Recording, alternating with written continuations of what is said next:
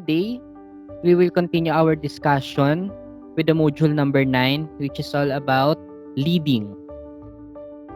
So first question, what is the difference between leading and managing? So na-discuss natin previously what is management, and now i-compare natin siya, ano nga ba ang pinagkaiba ng leading and managing. So most of us often mistake leadership and management as the same thing, but in the essence, they are very different.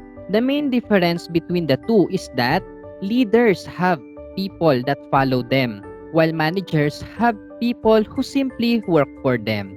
Okay? So ibig sabihin, when we say leaders or leadership or leading, merong mga sumusunod. Kaya nga lead, ibig sabihin siya yung sinusundan. Merong sumusunod sa kanya. While managers, they have people who simply work for them. Ibig sabihin, mina-manage lang yung tinatrabaho noong mga tao.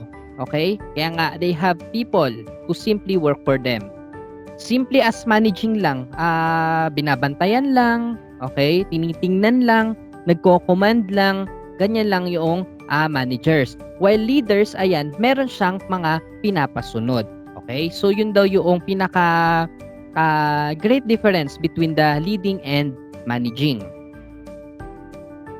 Though leadership and management are not the same thing, they must go hand in hand.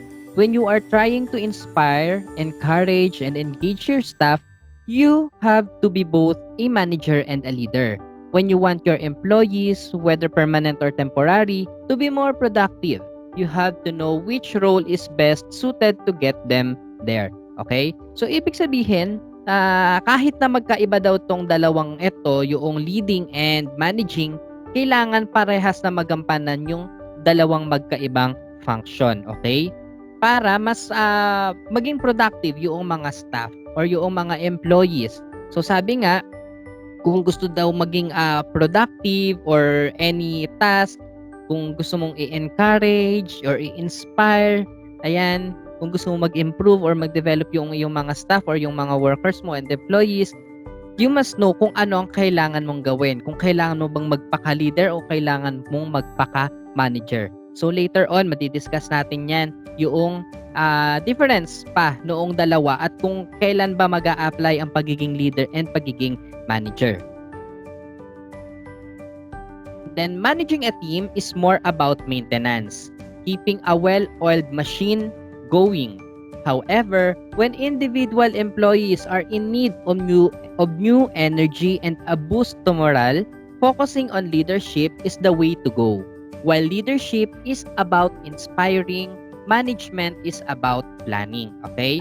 So, ibig sabihin, kapag managing, ito yung, kaya nga from the term manage, ito yung gagamitin mo or ito yung dapat na gawin mo para tumakbo yung isang business or yung isang organization.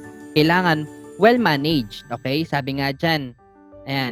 So, it's managing a team is more about maintenance or keeping a well-oiled machine going.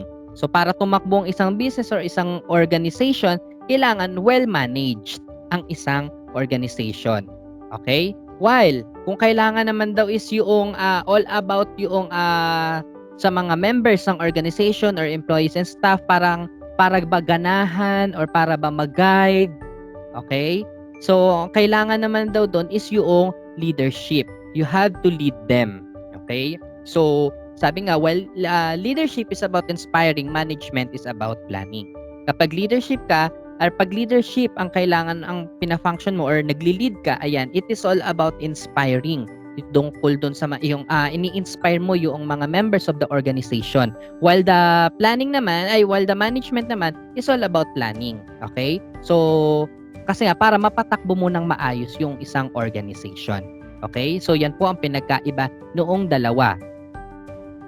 Then, so, now, compare naman natin. Mas deeper comparison of the two ng leader and manager. So, sabi dito, manager, it is all about business. Diba? Lahat nga ng mga businesses, may kanya-kanyang manager at iba't ibang department manager. And then, while leader, it is all about people. Okay?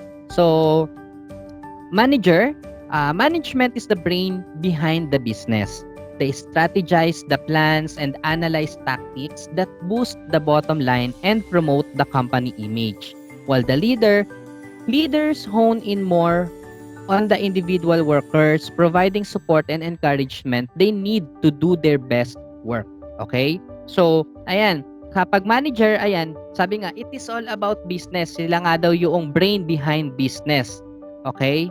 Yun yung pinagkaiba niya. Ang focus ni manager is tungkol sa business. Ginagawa lang niya yung trabaho niya for the sake of the business. While si leader naman, ang focus niya is tungkol naman dun sa mga tao on how sila paano mabuboost ang kanilang drive para makapagtrabaho, paano sila ma-encourage, paano gawin yung best nila or ilabas yung best nila, makapag-perform ng maayos sa trabaho. Yan yung trabaho ni leader. Okay? Now, next is, ayan. So, si manager daw is taga-oversee, while naman si leader is taga-guide. Okay? So, managers check on their employees and often observe from a distance, focusing on the overall process as a whole. While the leaders guide their staff through steps and stages, working them to give them to create a more efficient and effective workplace. Okay? So, yan. Yun yung kinaibahan niya. Si manager, ayan, tinitingnan lang niya yung ino-observe lang niya yung iyong performance as an employee or as a member of the organization. Okay? And then yung kung nakakapag-function ka ba ng maayos, nagagampanan mo ba ng maayos yung trabaho mo. While si leader naman is nag-guide. If ever na merong mali, itatama ka niya. Okay? Yan yung function ni leader. So, di ba kung napansin ninyo, may mga lumalabas sa mga pictures, kung nakikita ninyo, may mga shared posts sa social media, sa Facebook na yung leader, boss versus a leader. Ayan, di ba? Si boss daw, kung titingnan natin sa isang linya, si boss nasa unahan. While si leader, nasa likuran. Tapos yung mga members, nasa gitna. Okay? Sa boss, or sabihin natin in manager, yung boss, nasa unahan. While yung mga members niya, nasa likuran niya. Sunod lang sa command. While si leader, nasa likuran, nasa unahan niya yung mga members na kung saan, ayan, gina-guide niya through steps and stages. Okay? So, yan po yung difference between the two. Then sabi dito, of course sometimes these roles overlap. So it is not uncommon for managers and leaders to wear interchangeable hats, okay? So merong mga mga managers na nagiging leaders, and merong mga leaders na sometimes they are also a manager. Then yun nga, hindi naman maiiwasan na magpalit-palit yung dalawang function na yan sa iisang tao lang. Okay? So yan po yung difference nila. And then, ang manager daw ay task-oriented while the leader is goal-oriented. Okay? So, yan, basically si manager ang gusto niya is magawa lang yung task, ma-perform lang yung trabaho mo. While si leader, tinitingnan niya yung goal na kailangan ito yung ma-achieve mo. Okay? So, sabi, managers assign duties and provide their employees on time and organized, as well as measure success by examining the deliverables. While leaders look at the goal, the desired end result, and let their employees accomplish their goals by choosing their own means. They provide support and training when necessary but tend to work toward the bigger picture. Okay? So si manager, ayan, magawa lang yung trabaho, okay? Ma-achieve lang yung result, okay? Okay na yon. But si leader, ayan, goal-oriented, ang pinakatinitingnan niya is ma-achieve mo yung goal. Okay? By choosing their own means. Okay? Hayaan ka niya kung ano yung preferred mo na ways and means para ma-achieve yung goals. And at the same time, i-guide ka para ma-achieve yung goals na iyon. Okay? So next, ayan, si manager plan projects while si leader naman is motivate the team. So management outlines the objectives for a new project or process. Milestones are mapped out by managers and they are often the ones to delegate and assign the task. Then, ayan, so sabi nga, management outlines the objectives for a new project or process while the leaders motivate the team to get there. Okay? So kung meron man kung ano man yung project or ano man yung objective for the business, ayan, ang gagawa nun is si manager. So, yun yung basic function ni manager in terms of making projects. So, while si leader naman, siya naman ang magmo-motivate for the members of the group or for the members of the business, employees, and staff para ma-achieve yung goal na yun. Para siya yung mag-boost or magbibigay sa'yo ng drive para ma-achieve yung goal na iyon. Okay? Then, milestones are mapped out by managers and they are often the ones to delegate and assign the task. While leaders conduct the committee meetings, facilitate collaboration, and give the team feedback on their progress. So, yan po ang pinagkaiba nila. Okay? Next is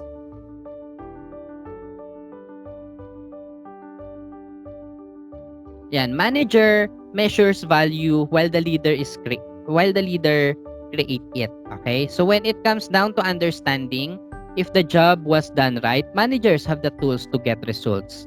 They measures outcomes, analyze data, and develop strategies for the next project on the horizon. While leaders are often in the thick of it, working alongside their crew every step of the way. They enable their employees to be more productive by leading by example.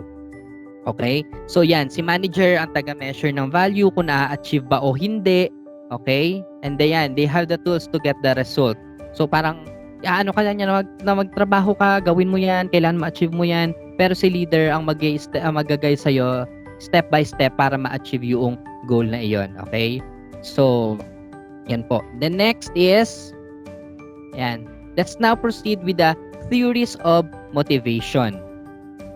For the theories of motivation, motivation plays a big role in boosting the employee's morale. It is defined as the physiological process of providing purpose and intention to behavior. It explains why people behave the way they do. By using motivation theories, management can inspire customers to choose the brand and encourage employees to take action and become self-directed. So on this topic, alamin natin or i-discuss ko dito yung mga nagiging dahilan bakit nga ba ganito ang behavior ng isang tao, particularly in an organization. Okay? What's the reason behind? Bakit nga ba? Okay? So, for the theories of motivation, meron tayong tatlo. Okay? We have the Maslow's hierarchy of needs, Alderfer's ERG theory, and then McClelland's acquired needs theory. So, iisa-isahin natin yung tatlong yan. At kung ano nga ba ang pinagkaiba noong tatlo na yan. So, unahin na natin yung Maslow's hierarchy of needs. So, yung Maslow's hierarchy of needs, this theory indicates that people satisfy their needs in a specific order from bottom to top as follows. So, dyan po sa Maslow's hierarchy of needs, kung nakikita ninyo sa inyong mga shared screen, nasa pinakababa yung physiological need. Second is the safety and security. Third is the social needs, or it includes the love and belonging. And then fourth is ego or esteem. And then last is self-actualization. Okay? So for the physiological needs, ito yung tinatawag natin na basic needs. It includes food, water, sex, and shelter. Yan yung pinakaunang kailangan. Okay? As a person or bilang isang tao, yan yung kailangan natin to survive. The next is the safety and security. Okay? Protection against threat and deprivation. And then third is the social needs. It includes the friendship, affection, belongingness, and love. Then fourth is ego. It includes independence, achievement, freedom, status, recognition, and self-esteem. While the fifth one is realizing one's full potential, becoming everything one is capable of being. So, iyan po yung different level sa Maslow's hierarchy of needs. So, the theory specifies that people satisfy their physiological needs first, then proceed to gratify their safety and security needs, then social, ego, and then self-actualization. Once a set of needs is satisfied, it is no longer considered as a potent motivator. So, ibig sabihin daw dito sa Maslow's hierarchy of needs, kapag nasatisfy mo na yun nasa first level ng need, ibig sabihin, magpo-proceed ka na with that next level of need na kung saan pag nandoon ka na sa next level of need, hindi mo na kailangan yung nasa first kasi napoprovide na siya. Okay? Then ganun din hanggang sa mga sumunod na level. Okay? So ibig sabihin pag nandoon ka, pag nanap mo na yung safety needs, ayan, safety and security, ibig sabihin existing na yung physiological needs mo, napoprovide na siya. Okay?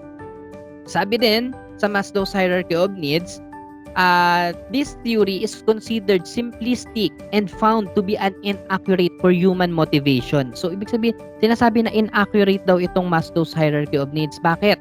Yan. For instance, workers in hazardous jobs often do not ignore their safety and security needs because they need to fulfill their physiological desires first. So, ibig sabihin, ayan, yun daw mga nagtatrabaho sa mga hazardous jobs like mga tawag dito sabi natin mga construction site, ayan. So ibig sabihin parang hindi mo na nila tinitingnan yung safety needs nila kasi ang gustong-gusto nilang munang ma-fulfill or pinakakailangan muna nilang ma-fulfill is yung kanilang physiological needs. That is why nandoon sila sa ganong klase ng trabaho. So they don't mind their safety but their ang pinakatinitingnan nila is yung kanila munang physiological needs na kung saan yun muna ang kailangan nilang ma-achieve. Okay? Yun yung kailangan munang mapunan. Okay? Kaya sinasabi na medyo inaccurate daw itong Maslow's hierarchy of needs. Okay? So yan po. Ma-encounter nyo pa yung Maslow's hierarchy of needs in the future, mga future subjects pa na mga matitake ninyo. Okay? So, yan po. Yan yung Maslow's hierarchy of needs or ito yung motivation. Okay? So, kapag nasa first level ka for the physiological needs, maaaring ang motivation mo is yan nga. Yung mga nakalagay dyan. Okay? So, next, let's proceed with Alderfer's ERG theory. Bakit nga ba siya ERG? So, ibig sabihin ng ERG is existence, relatedness, and growth. Okay? So, Alderfer's ERG theory, so existence, relatedness, and growth are the three sets of needs under the Alderfer theory. So yun lang, tatlo lang yung classification niya. So existent needs are all material and physiological needs, while relatedness needs are satisfied through mutual sharing of thoughts and feelings as they are about relationships, while growth needs encourage people to creatively and efficiently change themselves or their environment. So, sige, isa-isahin natin po ito. Unahin natin yung existence needs. So, these are constantly and pervasively important in the work setting. Some of them are job security, suitable working conditions, reasonable working hours, pay, and fringe benefits. So, it includes, provide our basic material existence requirements. They include Maslow's physiological and safety needs. Yon. So, sa existence needs daw, ayan, for you to continuously exist at para ba mag-exist ka pa at mabuhay ka, ayan, ito yung existence needs. Kaya sabi nga, kapasok dito yung physiological need ng Maslow's hierarchy of needs. Okay? So, yan ang motivation mo dyan is para mabuhay ka. Diba? Kailangan mo na trabaho, yan, ng pagkain, ng iba't iba pang benefits. So, kasama na nga rin daw yung job security. Ayan. Okay? So, ayan. Provide our basic material existence requirements. Okay? Yun po yung existence needs. Kaya nga siya existence. So, para magpatuloy ang iyong existence sa mundo, kailangan mo ng iyong existence needs wherein it includes the physiological needs and security needs doon sa Maslow's hierarchy of needs. Okay? So, yan po yun. Next naman is relatedness needs.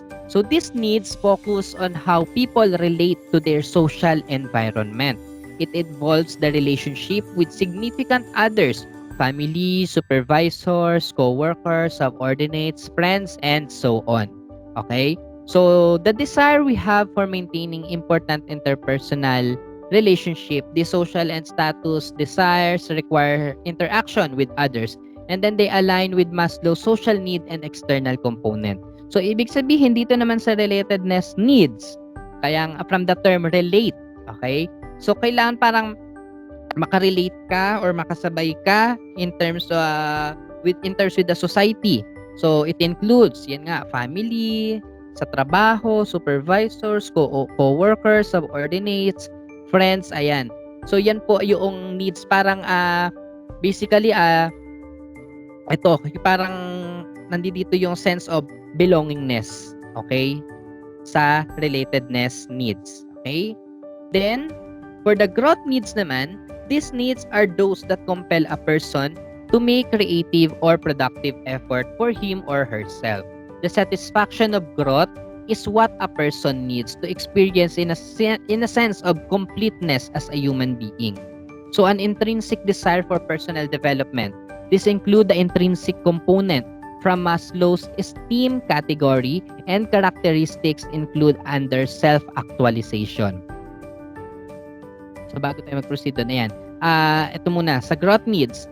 So, ito yung kailangan mo dito is yung tungkol naman ito doon sa parang you as a person, okay, kung paano mo i-develop yung sarili mo. Ayan, sabi nga sense of completeness. Okay? It includes yung personal development mo na. Okay? Yan po yung sa growth needs. Okay? And then, yan, parang dito yung kung paano ka magiging productive, yan, pagdating sa mga ginagawa mo in terms of your work or in terms of your other responsibilities, di ba?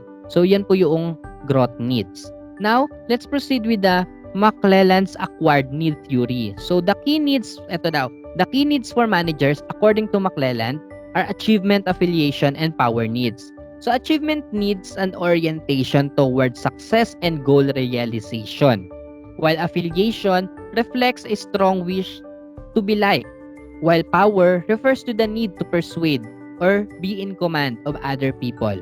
The need theories have been used in job design, training needs, and empowerment advances by managers and leaders of diverse industries. So, sa diba nakalagay dyan, what needs make the best manager? Okay? So, yan nga, meron kang, parang maging best manager ka, kailangan meron ka nitong tatlo. Yung need for power, need for affiliation, and then need for achievement. Okay? So, sige, isa-isahin natin yon. Unahin natin yung need for achievement. The drive to excel, to achieve a set of standards, to strive to succeed. Features of people need for achievement includes the following. They seek personal responsibility for finding solution to problems. May karugtong pa to. Ayan. They want to receive rapid feedback on their performance so they can tell easily when they are improving or not. Ay. Unahin natin po na to. Explain ko lang to. So, they seek personal responsibility for finding solutions to problem. So, para ma-achieve, kasi para ma-achieve nila yung kanilang gusto sa buhay or para ma-achieve nila yung kung gusto nilang ma-develop pa lalo ang kanilang mga sarili, ayan, sinasabi dito na they seek personal responsibility for finding solutions to problem. So, instead of lalo na pag nasa trabaho, na halimbawa puro sa trabaho puro problema ang binibigay mo sa boss mo, parang report ka lang na report ng trabaho, ganun. So ito daw para ma-achieve itong need for achievement is ikaw mismo as a person na yung hahanap ng solusyon sa isang problema. Hindi na yung ihahanap mo pa, parang i-report mo pa to sa iba, okay? Sasabihin mo pa sa iba na ganito yung problema, then hahayaan mo yung ibang tao humanap ng solusyon sa ganung problema. So for you to achieve this need, ito daw yung tipo na kung saan you on your own, ikaw mismo ang hahanap ng solution in a problem. So you as a student, kailangan nyo itong need for achievement. Diba? Yan, problemado kayo sa mga subjects niyo, assignments, projects, modules at kung ano-ano pa. Instead of ireklamo, sabihin sa iba na ganito problema, papaproblema kay ate, kay kuya, kay nanay, kay tata yung problema sa eskwelahan, why don't you find your own ways to solve your problem? Diba? So at least malalaman ninyo or madidiscover pa ninyo sa sarili ninyo yung inyong potential in terms of problem solving, di ba? So next is they want to receive rapid feedback on their performance so they can tell easily when they are improving or not. So yan, for this naman ito naman yung tipo na kung saan inaalam ninyo or naalam ng isang tao sa mga kasama niya kung siya ba ay nag-i-improve or not or regarding sa kanyang performance. So me as a teacher, ayan, isa na sa mga kinaugalian ko is yung alamin from the feedback of my students kung ano yung positives and negatives about me as a teacher. So sa mga previous sections na nahawakan ko na or mga naturuan ko na at the end of the semester, ginagawa ko yun na tinatanong ko kung ano yung kanilang comment in regards sa pagtuturo ko sa kanila so that nalalaman ko kung ano yung kailangan kong improve as a teacher. Okay? So previously narinig ko nabasa ko sa mga comments nila na mabilis nga daw ako na magturo, ganyan, magsalita. Sabi pa nga para daw sila nasa flip-top battle, ganyan, 'di ba? So ngayon with that, dahil nga nalaman ko sa kanila iyon, so I try na baguhin 'yon. Na kaya nga minsan tinatanong ko kung masyado bang mabilis, lalo na kung may tanong ba, 'di ba? So part 'yon para may ma-achieve ka na ma-improve yung iyong sarili, okay? So in this, isa daw sa characteristics ng mga tao na nandito for the need or achievement is yun nga makuha yung feedback regarding your performance. Next is they can set moderately challenging goals. High achievers are not gamblers. The dislikes is succeeding by chance. So sabi nga nagsiset ito ng mga challenging goals. Yan. They simply take mga risk, ganyan. They try to challenge themselves. Okay? Para ba matingnan pa nila yung kanilang potential kung hanggang saan yung kaya nila. So kayo rin, try din ninyo na minsan i-challenge ninyo sarili ninyo para makita rin nyo kung hanggang saan yung inyong mga potentials. Okay? So sabi nga, high achievers are not gamblers. So hindi naman sila hindi porket high achievers sila mahilig sila sa sugal, no? So ibig sabihin, hindi naman ibig sabihin na lagi kang sumusugal. You are just trying to test your potential. Okay? Next is, high achievers perform best when they perceive their probability of success as 50-50. They like to set goals that require stretching themselves. So, yan, sabi, high achievers perform best. Okay? So, yung probability ng success sila 50-50. So, ano na daw yun? Parang achievement na sa kanila yun. Okay? And then sabi, they like to set goals that require stretching themselves. Ito yung sinasabi kanina na challenging goals na kung saan, di ba pag na-challenge ka, syempre, may mga nadidiscover kang potential sa kaya mo palang gawin to. Di ba? Yun, na kung saan, yun nga, na-stretch mo yung sarili mo na lalaman mo na kaya mo palang gawin yung isang particular na bagay. Okay? Now, let's proceed with the need for power. So, the need to make others behave in a way that they would not have behaved otherwise. Need for power features are, so, the desire to impact, to be influential, and to control others. Ayan. Ito naman yung characteristic na kung saan kailangan maging influential. Di ba merong mga tao na tawag dito, lalo na yung nasa social media or nasa YouTube, di ba ang tawag nila mga influencers. Ayan. Di ba? So, yan po iyon. Yung they need power. That is why kailangan nilang maging influential. Okay? So, para magkaroon ka nga ng power, yan. Isa yan. Kailangan yun na magkaroon ka ng you as a person, kailangan may impact ka or may dating ka or kapag yung personality mo may impact sa ibang tao. Yan. And then at the same time influential. And kaya mong mag-control ng ibang tao. Okay? Then individuals high in need for power enjoy being in charge. Strive for influence over others. So yan.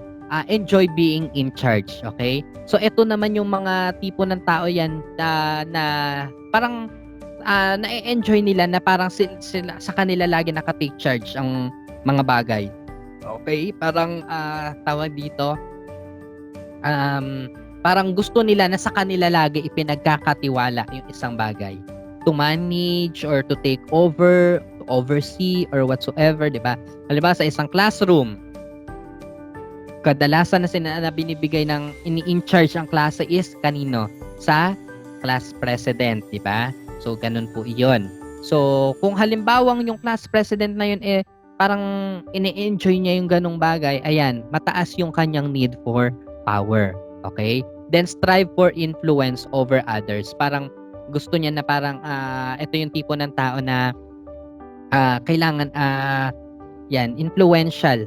Mas influential ka sa pinaka influential ka compare sa ibang tao. Okay?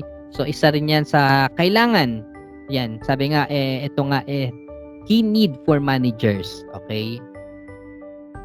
The next is prefer to be placed into competitive and status-oriented situations. So, yan. Pagdating dyan, syempre, competitive ang mga taong high in need for power.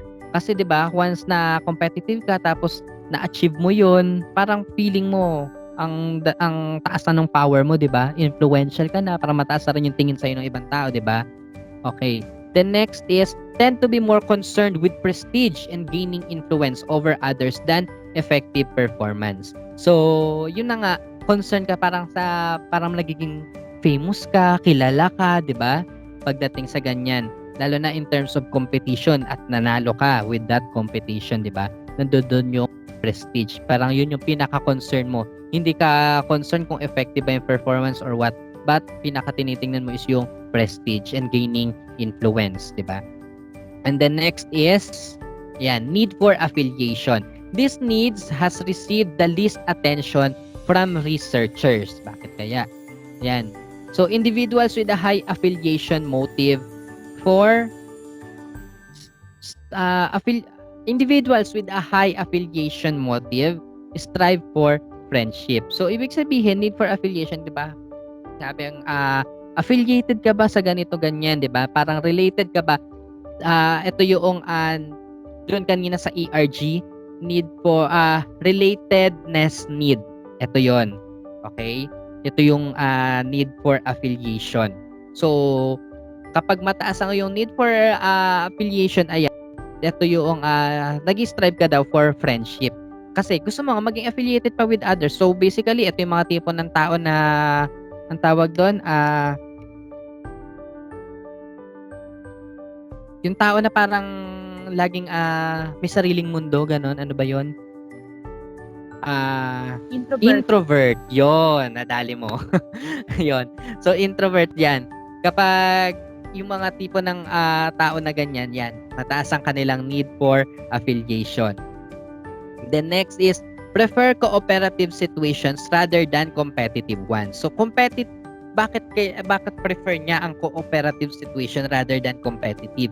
Kasi nga pag cooperative, nandiyan yung communication, nakikipag-cooperate ka with the others, na kung saan kapag mayroong cooperation, nabubuo ang friendship. Diba nga sabi nga kanina, mataas din ang kanilang need for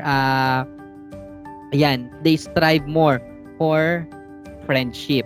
Okay? Sa cooperation, kapag ganon, cooperative situations, nangyayari yung ganon. Kaya na-achieve yon. Okay? Next is desire relationships involving a high degree of mutual understanding. Okay? So, yun, mutual understanding, yan. Diba? Yan nga nagsisimula ang lahat sa MU lang hanggang sa, ayun na. Okay? So, next. Ay, wala pala yan. Ayan.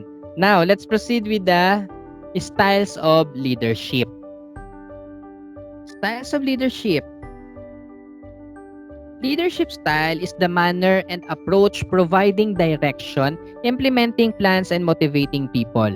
As seen by the employees, it includes the total pattern of explicit and implicit actions performed by their leader. Okay? So, meron tayong different leadership style, manner and approach. Okay? So, madi-discuss natin yan maya-maya. So, bawat tao or bawat leader, meron silang kanya-kanyang styles the way they lead. Okay? So, sabi, meron daw LEWIN'S leadership styles. So, in 1939, a group of researchers led by psychologist Kurt Lewin set out to identify different styles of leadership. While further research has identified more distinct types of leadership, This early study was very influential and established three major leadership styles that have provided a springboard for more defined leadership theories. So according to Lewin, meron daw three types or three leadership styles. So ano-ano ba yung tatlo na iyon? Una ay yung authoritarian leadership or tinatawag din natin na autocratic. Okay, ano ba ito? So authoritarian leaders, also known as autocratic leaders, provide clear expectations for what needs to be done and how it should be done. This style of leadership is strongly focused on both command by the leader and control of the followers. There is also a clear vision between the leader and the members. Authoritarian leaders make decisions independently with little or no input from the rest of the group. Okay? So, etong type, authoritarian leadership type, ibig sabihin, yung leader, in terms of decision making, siya lang ang gumagawa ng decision. Kumbaga, in short, ito yung madala sa atin marinig.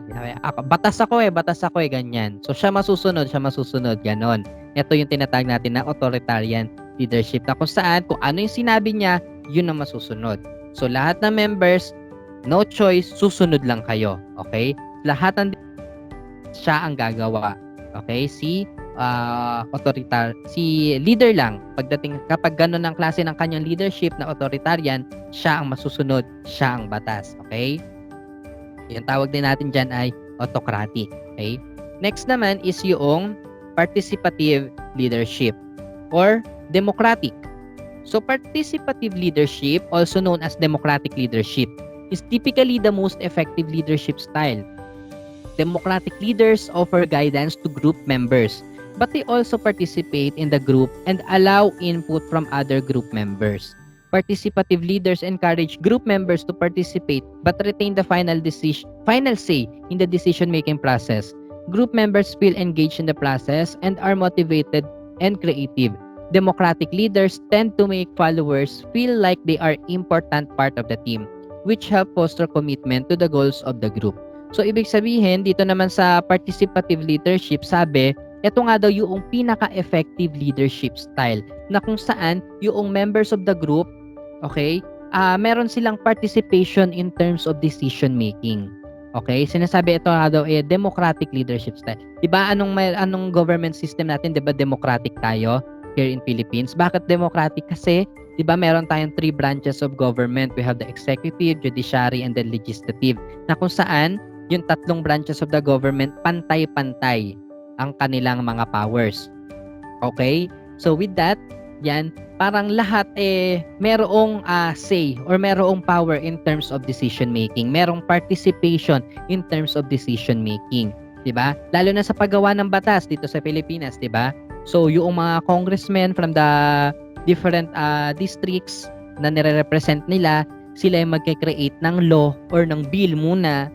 Okay, then pagbobotohan and then aakyat sa Senate, pagbobotohan din, i-hearing din kung dapat mo isabatas.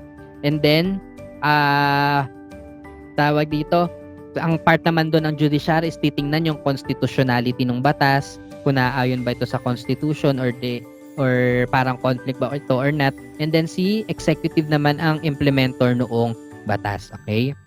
So yan, parang lahat merong participation. Okay? Kaya ganun yung ginagamit natin. So kaya nga sinasabi na ito daw best or pinaka-effective na leadership style kasi lahat merong participation, kaya nga siya participative leadership. Okay? So kayo pansinin niyo sa mga previous sections ninyo nung kayo ay nasa junior high school pa lang, meron kayong mga class president. Ano ba siya noon? Autocratic ba siya noon? O participative ba siya? Or baka ito siya yung pangatlo, yung delegative leadership. So, also known as laissez-faire. So, delegative leaders offer little or no guidance to group members and leave the decision-making up to the group members. While this style can be useful in situations involving highly qualified experts, it often leads to poorly defined roles and lack of motivation. So, ibig sabihin, dito naman sa delegative leadership, in terms of decision-making, hinahayaan mo na sa group members yung pagdedesisyon at ikaw as a leader, wala kang gagawin doon or wala kang part. Okay?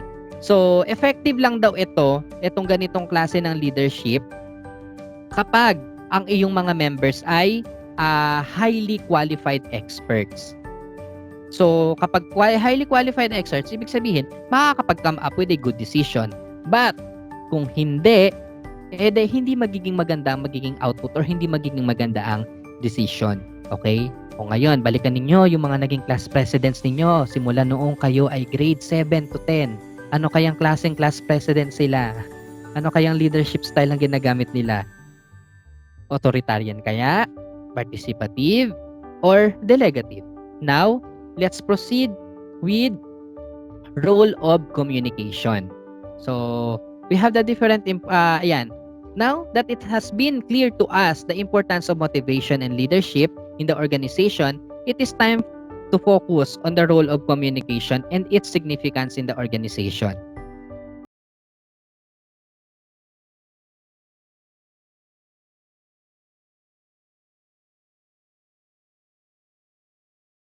Okay. So, again, now that it has been clear to us the importance of motivation and leadership in the organization, it is time to focus on the role of communication and its significance in the organization. So since tapos na natin ma-discuss yung difference between the leader and manager and then yung motivation, theories of motivation, pati yung mga leadership styles, now, magpo-proceed na tayo with the communication. Okay, hindi naman magiging effective ang iyong leadership styles without communication. The theory of motivations, okay, as well as the leadership and management, okay? So, lahat ng 'yon parang baliwala kung wala ang communication. Kaya ito yung kanyang role, okay? Now, let's discuss the importance of communication. So, first is communication promotes motivation by informing and clarifying the employees about the task to be done, the manner they are performing the task, and how to improve their performance if it is not up to the mark. Okay? So, ibig sabihin, ang importance nga daw ng communication, lalo na pagdating sa trabaho, yun ngang ma-inform ang iyong mga staff or employees regarding their performance. So without communication, hindi sila magi-improve, hindi sila magde-develop, hindi gaganda or hindi magi-improve ang kanilang performance as a member of the organization or as an employee or as an staff. Okay? So kailangan kaya nga yun yung function ng communication para ma-inform sila, masabi sa kanila kung ano yung kailangan nilang i-improve or para kung ano pa yung kailangan nilang i-develop. Okay? Lalo na pagdating sa trabaho, kung halimbawa mali, alam mo, panoorin mo lang siya, syempre sasabihin mo kung ano yung mali niya. Okay? Next is communication is a source of information to the organizational members for decision-making process as it helps identifying and assessing alternative course of action. So, yan, source of information. So, yan, lahat ng mga information na de-delegate yan, lalo na in terms of decision-making process, kailangan talaga yung communication. Isa yan sa role ng communication is para ma-inform ang lahat. Okay? Lalo na sa members of the business or of the organization. Next is, communication also plays a crucial role in altering individuals' attitude. A well-informed individual will have better attitude than a less informed individual. Organizational magazines, journals, meetings, and various other forms of oral and written communication help in molding employees' attitude. So, ibig sabihin naman dito, in terms of attitude naman, ano ba ang role dyan ni communication? Siyempre, lalo na kung ang isang employee, di ba, madalas sa ating sabihin, kahit hindi naman kahit sa classroom, kahit sa mga klase ninyo noon, sabihin, may attitude yan, ganyan, di ba? So, ngayon, in terms of organization or lalo na sa business, kailangan pumasok ang role ng communication na kung saan kailangang sabihin, lalo na kapag may attitude problem. Doon mahirap, pero kailangan. Para ma-inform yung isang tao na yun or isang employee or isang staff na ganun na yung nagiging attitude niya in terms of work. Okay? So, kailangan yon.